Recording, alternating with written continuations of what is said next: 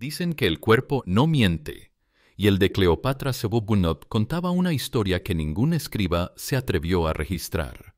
En el amanecer helado del 15 de marzo de 116, la reina de Egipto yacía en su lecho de muerte en el palacio de Alejandría, pero sus labios se movían en lo que parecía una oración. No rezaba, maldecía. Sus manos, deformadas por la artritis y manchadas por las heridas que se hacía en los brazos, se alzaban hacia el techo dorado como garras. Ya no era la soberana que había gobernado el Valle del Nilo durante 50 años. Ya no era la madre que parió herederos al trono. Ya no era la esposa que cumplió con su deber dinástico.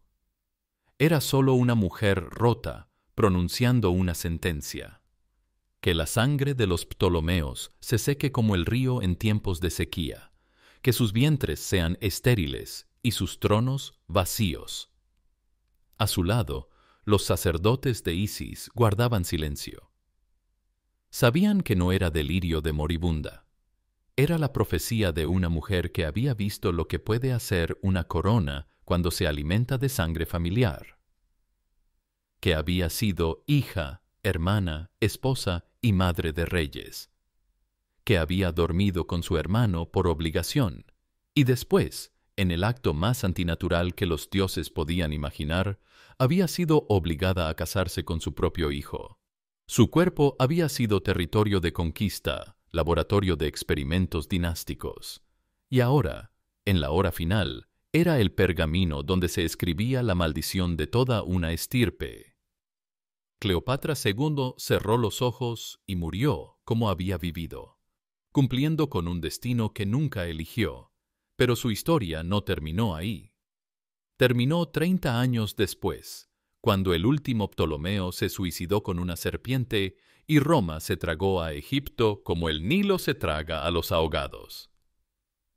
Para entender cómo una dinastía que duró 3 siglos terminó devorándose a sí misma, hay que retroceder al momento en que una madre dejó de ser madre para convertirse en esposa de su hijo. Porque hay coronas que protegen y hay coronas que consumen. Y la de los Ptolomeos no solo consumió a quienes la llevaron, consumió la esencia misma de lo que significa ser humano. Cleopatra Duelu nació en 185 en el Palacio Real de Alejandría, en el corazón de un imperio que ya era una sombra de lo que había sido bajo Alejandro Magno. Su padre, Ptolomeo Pominto, la recibió no como una hija, sino como una pieza más en el tablero de una partida que llevaba jugándose desde hacía un siglo. Porque en la dinastía ptolemaica los niños no nacían, se manufacturaban.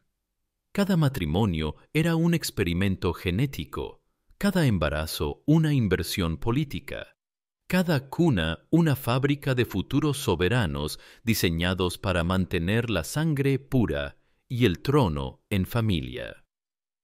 Desde el primer día, Cleopatra supo que su cuerpo no le pertenecía. Pertenecía a la dinastía. A los 5 años ya la habían prometido en matrimonio a su hermano mayor, Ptolomeo VI, siguiendo la tradición que Ptolomeo II había instaurado 200 años atrás. No era amor, era ingeniería dinástica. Los hermanos se casaban entre sí no por pasión, sino por una lógica implacable. Si los dioses habían hecho divina la sangre de los Ptolomeos, mezclarla con sangre plebeya era una herejía. Y si era una herejía, entonces la solución era evitar que la sangre saliera de la familia. Aunque eso significara que la familia se convirtiera en una pesadilla. Su educación no fue la de una princesa, sino la de un animal de crianza. Le enseñaron griego, egipcio, matemáticas, filosofía y administración. Pero por encima de todo, le enseñaron a obedecer, a aceptar. a no hacer preguntas. Los tutores le explicaban que el matrimonio entre hermanos era una tradición sagrada, que los dioses lo aprobaban, que era lo que mantenía a Egipto poderoso. Cleopatra memorizó las lecciones, pero por las noches, en la soledad de su alcoba, se preguntaba por qué los dioses habían creado familias si después las convertían en cárceles.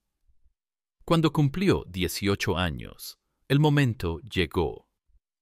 La boda con Ptolomeo VI se celebró en el templo de Ptah, en Memphis, con toda la pompa que correspondía a una unión entre dioses vivientes. Cleopatra llevaba una túnica de lino blanco bordada con hilos de oro, una corona de uraeus en la frente y una expresión que los cronistas describen como serena. Pero la serenidad no era paz, era resignación.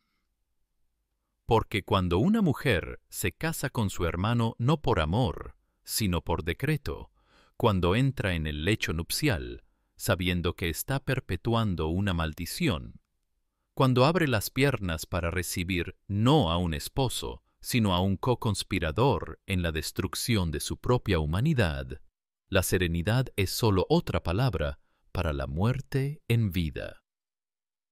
El matrimonio duró 27 años. Tuvieron 4 hijos: Ptolomeo Hueto, Cleopatra III, Ptolomeo Nameb, y otra hija que murió en la infancia. Cleopatra Tahuidu cumplió con su deber de reina y madre, pero cada embarazo era una lotería genética. Cada parto, una apuesta contra los dioses. Porque cuando la sangre se recicla durante generaciones, cuando los cromosomas se repiten como ecos en un mausoleo, cuando la familia se convierte en un laboratorio de consanguinidad, los cuerpos empiezan a enviar mensajes. Y esos mensajes no son de salud, sino de advertencia. En 145 d.C., Ptolomeo VI murió en batalla contra Alejandro Balas en Siria. Cleopatra II, a los 40 años, se convirtió en reina regente de Egipto y tutora de su hijo menor, Ptolomeo Huitotto, que tenía apenas 15 años. Pero la regencia no duró mucho. Los sacerdotes de Alejandría, los generales del ejército, los comerciantes griegos que controlaban el comercio del Nilo, todos tenían la misma preocupación. Un adolescente no podía gobernar el país más rico del Mediterráneo. Necesitaba una esposa que le diera legitimidad, experiencia y, sobre todo, un vientre que produjera herederos rápidamente. La solución fue tan obvia como monstruosa.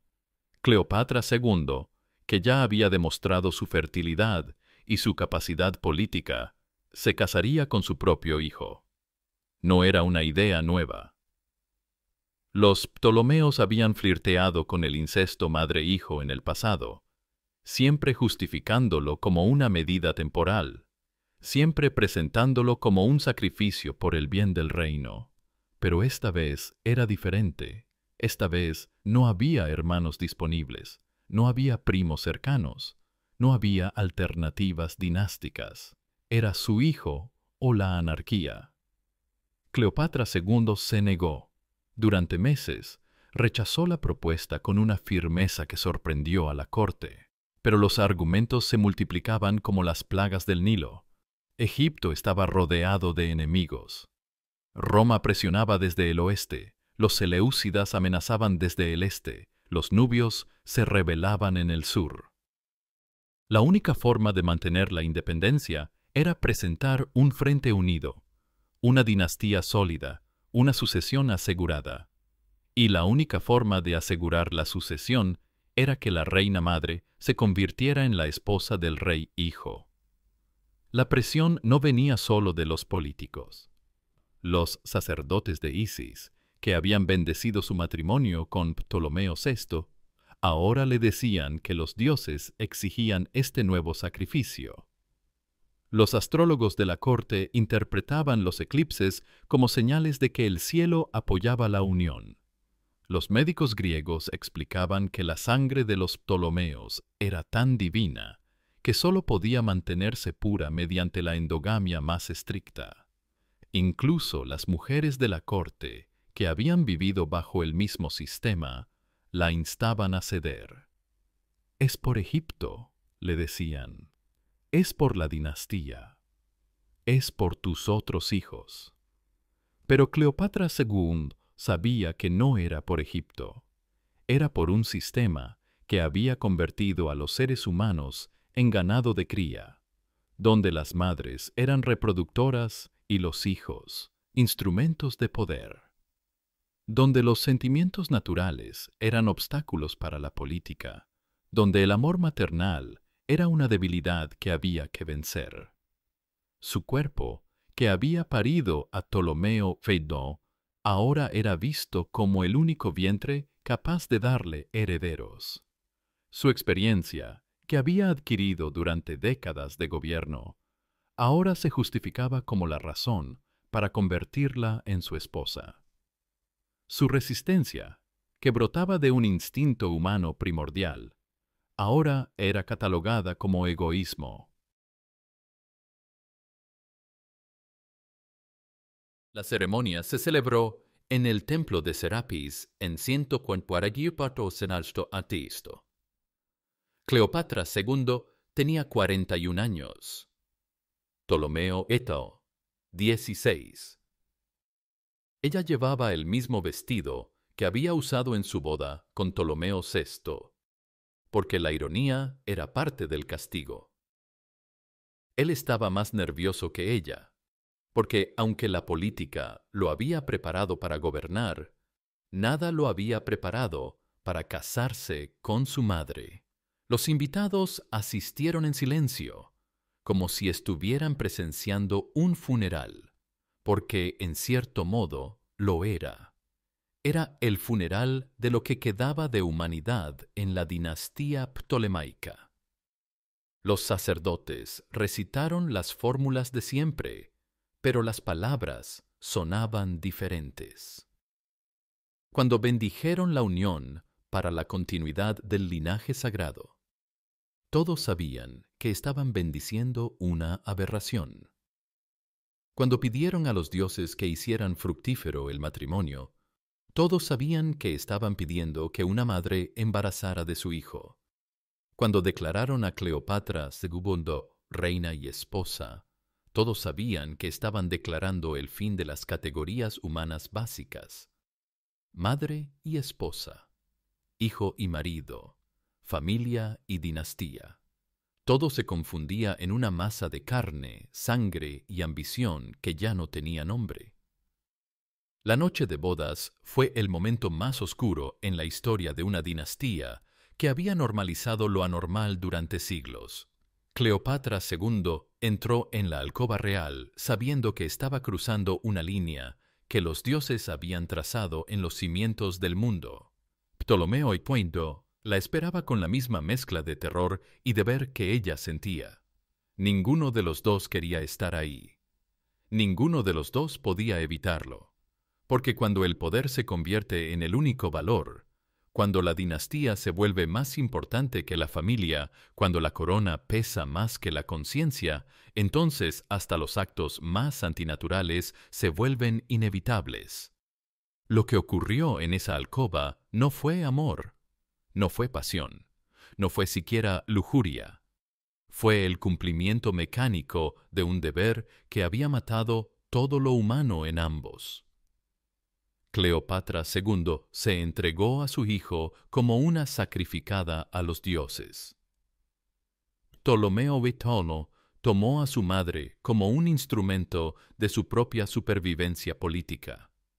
Y en esa unión monstruosa, en esa cama donde se confundían los fluidos de la maternidad y la sexualidad, donde se mezclaban las lágrimas de la vergüenza con los sudores del deber, la dinastía ptolemaica alcanzó su punto más bajo, y aún faltaba caer más. Durante 3 años, Cleopatra II mantuvo la farsa. Cumplió con sus deberes de esposa, reina y madre simultáneamente. Pero el cuerpo humano tiene límites que la política no puede traspasar. Su menstruación se volvió irregular, su apetito desapareció, su cabello comenzó a caerse. Los médicos de la corte hablaban de desequilibrios de los humores, pero ella sabía la verdad. Su cuerpo se estaba rebelando contra una situación que su mente se negaba a aceptar. El momento de quiebre llegó en 141 a.C., cuando Ptolomeo V tomó una segunda esposa, Cleopatra III, que era hija de Cleopatra II. Es decir, se casó con su hermanastra, que era hija de su esposa madre. La consanguinidad ya no era un problema, era una adicción, una espiral descendente hacia la confusión genética y moral que no tenía fondo. Ptolomeo justificó la bigamia como una necesidad dinástica, pero Cleopatra II entendió que era el insulto final.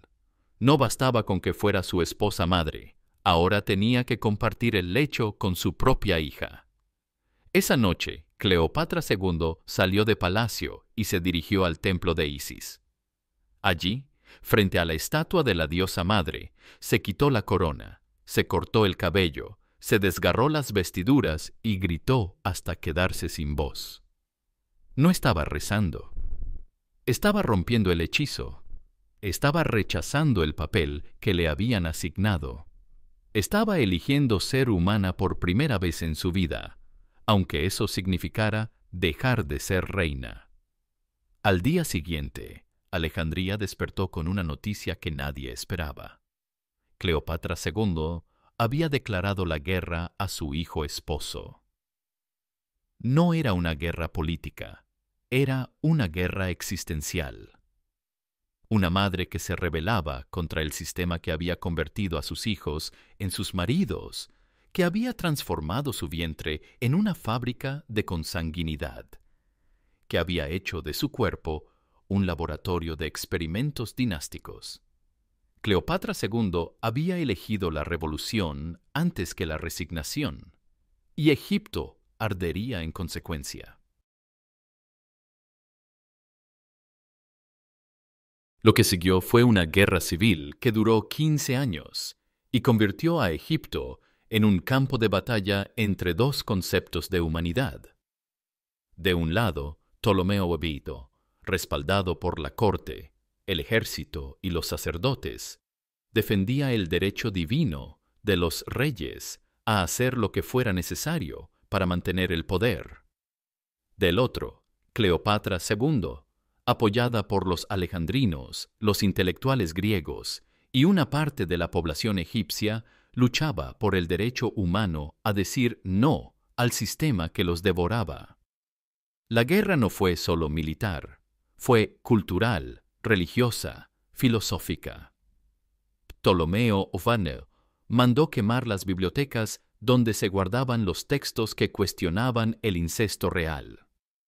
Cleopatra II ordenó destruir los templos donde se bendecían los matrimonios antinaturales. Él ejecutó a los intelectuales que escribían contra la consanguinidad. Ella asesinó a los sacerdotes que predicaban la inevitabilidad del destino dinástico.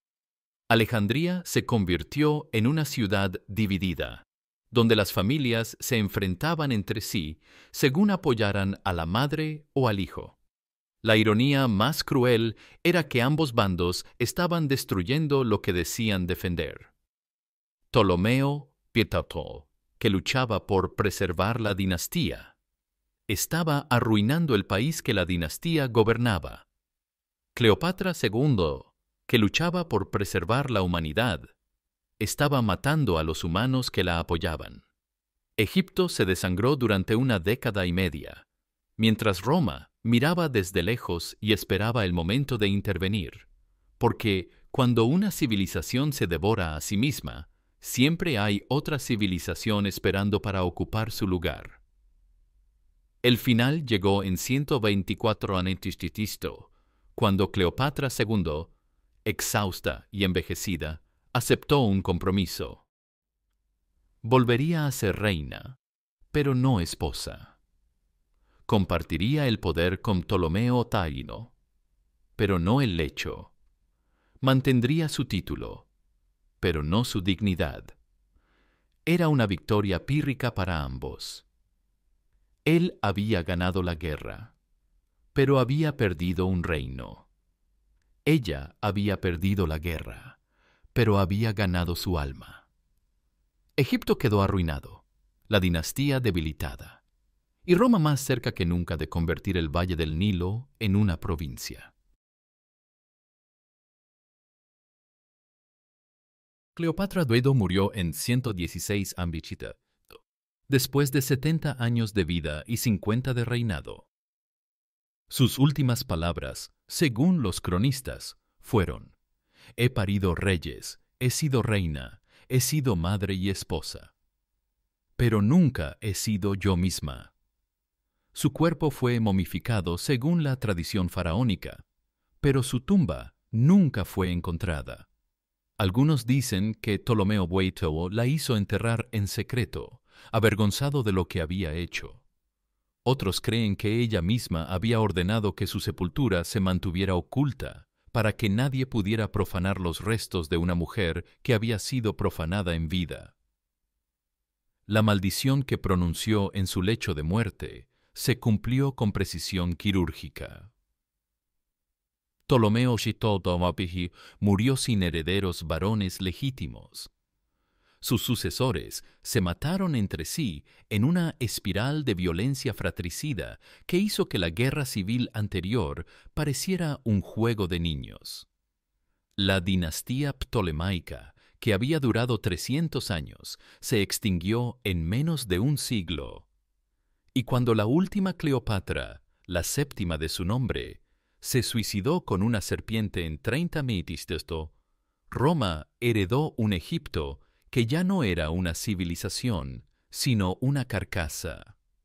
La historia no juzga a Cleopatra II. La ignora, porque es más fácil recordar a la última Cleopatra, la que sedujo a César y Antonio, que a la penúltima, la que se rebeló contra el sistema que las creó. Es más cómodo pensar en el incesto ptolemaico como una curiosidad histórica que como un experimento sistemático de deshumanización. Es más simple condenar a los bárbaros que habían normalizado lo anormal, que preguntarse qué sistemas actuales están normalizando aberraciones que las futuras generaciones juzgarán con horror. Pero las piedras de Alejandría aún recuerdan. En los muros del Serapeo, donde Cleopatra II se casó con su hijo, aún se pueden leer grafitis de la época. Los dioses lloran, la sangre se revela, las madres no son esposas. Testimonios anónimos de una humanidad que se negaba a aceptar que el poder justificara todo. Voces que se alzaron contra la máquina de la consanguinidad. Gritos que resonaron durante siglos y que, de alguna manera, siguen resonando hoy. Esta no es solo la historia de Cleopatra II. Es la historia de todas las mujeres usadas como piezas de poder. De todas las madres que vieron a sus hijos convertidos en instrumentos políticos. De todas las familias rotas por sistemas que priorizan la dinastía sobre la humanidad. Cleopatra II no fue solo una reina casada con su hijo. Fue una madre que se rebeló contra lo que otros llamaban normal. Su cuerpo, marcado por décadas de manipulación, terminó siendo símbolo de resistencia. Su útero, usado como herramienta dinástica, se transformó en semilla de ruptura. Su sangre, mezclada y corrompida por generaciones, escribió el final de una dinastía. Porque hay coronas que oprimen y tradiciones que destruyen. Cuando una civilización confunde poder con vida y pureza de sangre con pureza del alma, está destinada a desaparecer. La historia de los Ptolomeos murió en el Nilo, pero la de Cleopatra II vive en cada mujer que se niega a ser usada, en cada madre que protege a sus hijos del poder, en cada persona que elige la dignidad antes que la sumisión. Y hoy, cuando vemos familias perpetuarse en el poder y sistemas que tratan a las personas como medios, su voz resuena. Mi cuerpo no es suyo. Mis hijos no son sus herramientas. La sangre puede corromperse, pero la memoria resiste. Mientras haya madres que digan no, la rebelión de Cleopatra II seguirá viva. Sin corona, sin trono, pero con alma, con dignidad. Así mueren las tiranías, así nacen las revoluciones.